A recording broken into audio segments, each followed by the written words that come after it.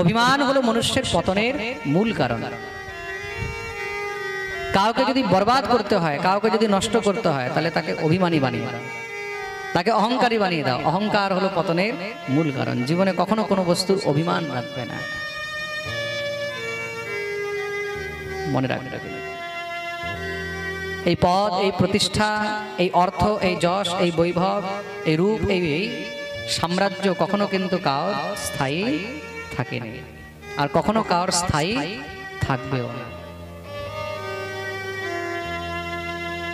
কাল পর্যন্ত যার পিছনে হাজার হাজার লোক দৌড়াতো না, এত সুন্দর স্টার, হ্যাঁ, এত সুন্দর হিরো, এত সুন্দর হিরোইন হয়ে ঘুরে বেড়াচ্ছে, হ্যাঁ, যা ইচ্ছা তা করছে মহারাজ, যেরকম ইচ্ছা সেরকম কাপড় পরছে, মানুষ তার পিছনে দৌড়াচ্ছে, ফটো তুলছে, কেউ অটোগ্রাফ নিচ্ছে। কোন দিন যে সে রাস্তার ভিখারি হয়ে ঘুরবে বা ঘুরছে সেটা কেউ বলতে পারবে না।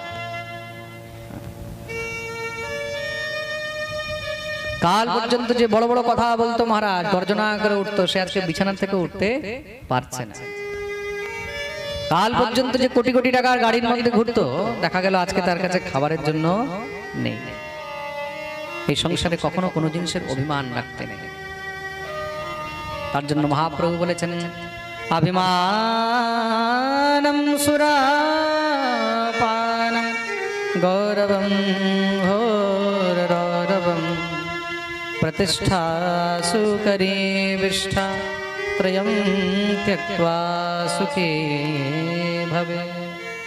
অভিমানম সুরাপানম গৌরবম ঘোররৌরবম।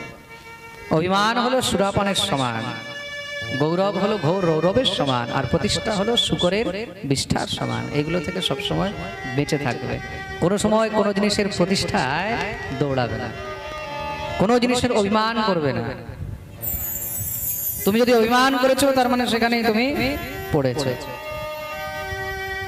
কেউ যদি তোমার খুব প্রশংসা করে, প্রশংসা শুনে কখনো ভুলে যাবে না। আর কেউ যদি তোমাকে গালিও দেয়, গালি শুনে কখনো কিন্তু রেগে যাবে না।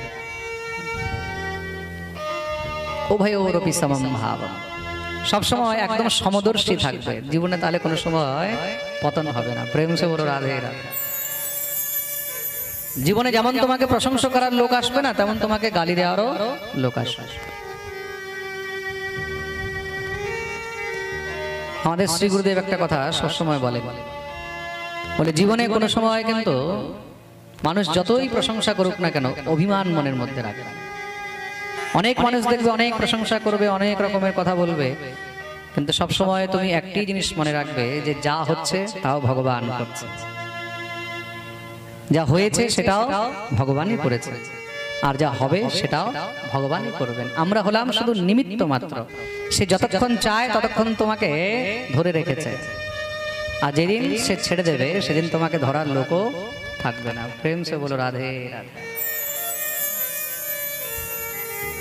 তুমি যদি উচ্চ পদে আছো, তুমি যদি সবার প্রশংসার পাত্র হয়ে আছো, তুমি যদি প্রতিষ্ঠা পাচ্ছ, তুমি যদি যশ পাচ্ছ, তুমি যদি চারদিকে সবার আদর পাচ্ছ, তার মানে সেটা তুমি পাচ্ছ না, ঈশ্বর তোমাকে দিচ্ছে। সবকিছু তার ইচ্ছা মনে করে সেটাকে উপভোগ করবে। প্রেম সে বলো রাধে রাধে। তাহলে জীবনে কখনো অভিমান হবে না।